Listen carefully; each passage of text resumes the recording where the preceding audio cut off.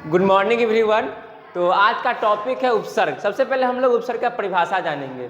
जो किसी शब्द के पहले लगकर अर्थ को बदल देता है उसे उपसर्ग कहते हैं। जो किसी शब्द के पहले लगकर अर्थ को बदल देता है उसे क्या कहते हैं? उपसर्ग कहते हैं। उपसर्ग हमेशा शब्द के पहले लगता है और अर्थ बदल जाता है। तो संस्कृत में 22 उपसर्ग होते हैं। हम लोग 22 उपसर्ग के सबसे पहले अर्थ को जानेंगे, उसके बाद एग्जाम में कैसे क्वेश्चन पूछे जाते हैं उसके बारे में हम लोग जानेंगे। तो 22 उपसर्ग कौन कौन से? सबसे पहला जो आपका उपसर्ग है वो है आपका प्र। प्र का मतलब क्या होता है जानेंगे। प्र का मतलब होता है अधिक, उत्कर्ष, गति, यश, उत्पत्ति। मतलब अर्थ एग्जाम में नहीं पूछे जाते हैं, अर्थ बस आपको जानना है। एग्जाम में सिर्फ कोई भी शब्द दे दिया जाएगा और कहेगा कि इसमें कौन सा उपसर्ग है। जैसे कि प्रत्येक, कहेगा कि प्रत्येक में कौन सा उपसर्ग होगा। निर्जन, कहेगा कि निर्जन में कौन सा उपसर्ग होगा। तो इस तरह से एग्जाम में आता है। या कोई भी उपसर्ग दे दिया जाएगा, आप पूछेगा इस उपसर्ग से इसमें से कौन सा शब्द बना हुआ है, ऑब्जेक्टिव में पूछे जाते हैं। तो सबसे पहले हम लोग उपसर्ग का अर्थ देख लेते हैं।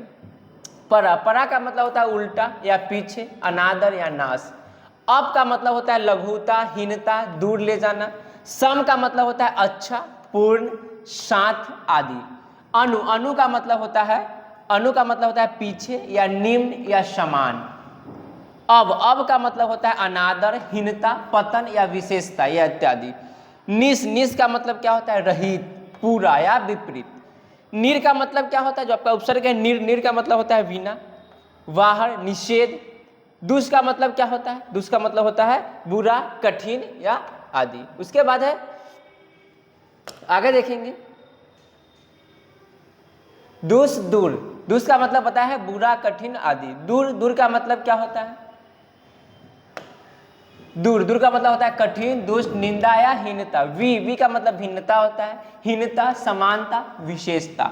आ का मतलब होता है तक या समेत या उल्टा। नी का मतलब होता है निषेध या निश्चित या अधिकता। अधिक का मतलब होता है ऊपर या श्रेष्ठ या समीपता। सु का मतलब होता है उत्तमता, सुगमता या श्रेष्ठ। उत का मतलब होता है ऊंचा, श्रेष्ठ, ऊपर।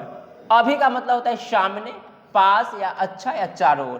परि का मतलब होता है आसपास, सब तरफ, पूर्णता। उप का मतलब होता है निकट, सदृश, गौण, सहायता, लघुता। अति का मतलब होता है अत्यधिक, विरोध। और प्रति का मतलब होता है विरोध।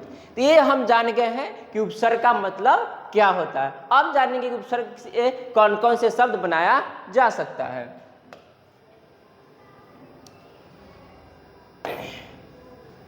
संस्कृत के उपसर्ग हम पहले भी बता चुके। संस्कृत में 22 उपसर्ग होते हैं जो आपका इसमें लिखा हुआ है। प्र, प्रा, अप, सम, अनु, अब, निस, निर, दुस, दूर, वी, आ या आ को आंग भी कहते हैं।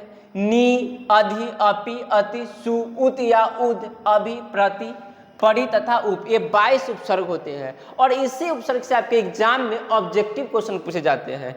कोई भी उपसर्ग दिया है कि प्र से कौन सा शब्द बनेगा, तो आपको उस में ऑप्शन में देखना है कि प्र से कौन सा शब्द बना हुआ है। दूसरा कैसे पूछेगा? कोई भी शब्द दे दिया जाएगा, कहेगा इसमें कौन सा उपसर्ग लगा हुआ है, तो इस तरह से पूछता है। तो हम लोग इससे कुछ शब्द बनाते हैं। उदाहरण देखिए उपसर्ग का। सबसे पहला था आपका अति। अति से क्या बनेगा? अति से बनेगा अति से अतिरेक, अत्यधिक, अत्याचार। और भी हम बना सकते हैं। अधि, अधि से अधिपति, अध्यक्ष। उसके अनु, अनु से क्या बना सकते हैं? अनु से बनेगा आपका अनुक्रम, अनुपात, अनुज, अनुवाद भी बना सकते हैं, अन्वय बना सकते हैं। उसके बाद है आपका अप से क्या बनाएंगे? अप से अपकर्ष बना सकते हैं, अपमान बना सकते हैं, अपवाद बना सकते हैं, इसे सब। उसके बाद है अपि। अपि से क्या बनेगा? अपिधान बना सकते हैं आप अपि से। ऐसे अपि का प्रयोग स्वतंत्र रूप से अवयव के रूप में इसका किया जाता है। अभि, अभि से क्या बनेगा? अभिनंदन बनेगा। अभि से अभिलाभ बनेगा। अभि से अभ्युदय बनेगा। अभि से अभिमान बनेगा। तो और भी सब बना सकते हैं।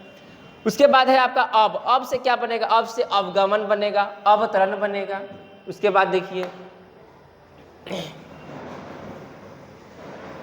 अब से क्या बनेगा? अब से आप अवगणना बना सकते हैं, अवतरण बना सकते हैं। अब से अवकृपा बना सकते हैं, अवगुण बना सकते हैं।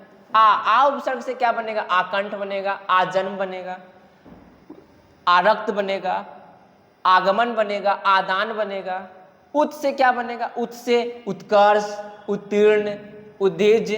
उप से क्या बनेगा? उप से उपाध्यक्ष, उपदिशा, उप से उपवन बनेगा, उप से उपकृष्णम बनेगा, उपगंगम बनेगा।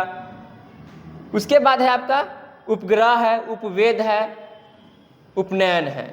उसके बाद है उत। उत उपसर्ग से देखेंगे, उत उपसर्ग से कौन कौन से शब्द बना सकते हैं। तो उत से बनेगा उत्कर्ष, उत्तीर्ण,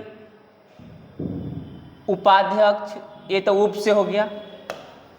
उप, उपग्रह, उपवेद, उपनेत्र। दूर या दुष से क्या बनेगा, तो दुराचार, दुरुक्ति, दुश्चिन्ह, दुष्कृत।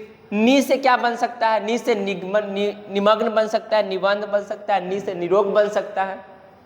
उसके बाद नि से निकामी, निजोर बन सकता है। नीर से क्या बनेगा, नीर से निरंजन, निराकार, निर्जन बना सकते हैं। नीर से निस, निस से क्या बना सकते हैं, निस से बनेगा निष्फल, निश्चल, निशेष। परा से क्या बना सकते हैं, परा से पराजय बन सकता है, पराभव बन सकता है। परि से क्या बनेगा, परिपाक, परिपूर्ण, परिमिति, परिश्रम, परिवार बना सकते हैं आप इससे। और आगे देखते हैं। उसके बाद प्र उपसर्ग से क्या बना सकते हैं, प्र उपसर्ग से प्र से बना सकते हैं प्रकोप, प्रबल, प्रपिता। प्र से प्रतिदिन, सॉरी प्रतिदिन नहीं होगा, प्र से हो जाएगा प्रकाश आपका। प्रतिदिन में प्रति उपसर्ग होता है। तो प्रति से प्रतिकूल, प्रतीक्षा, प्रतिदिन, प्रत्येक, प्रतिदिन, प्रतिवर्ष। वि से क्या बन सकता है, वि उपसर्ग से आप विख्यात, विनती, विवाद, विफल, विधवा, विसंगति। सम उपसर्ग से क्या शब्द बन सकता है, संस्कृत, संस्कार, संगीत, संयम, संयोग, संकीर्ण। सु उपसर्ग से कौन सा शब्द बन सकता है, सुभाषित, सुकृत, सुग्रास, स्वागत। स्वागत में भी ध्यान रखना है सु उपसर्ग होता है। सुगम, सुकर, स्वल्प। उसके बाद सुबोधित, सुशिक्षित। तो ये हम लोग देख लिए यहाँ पे उपसर्ग से कौन कौन शब्द बनाए जाते हैं। तो ये था आपका उपसर्ग का टॉपिक जो समाप्त हुआ। अगला क्लास में हम लोग अगला टॉपिक के बारे में चर्चा करेंगे। जय हिंद।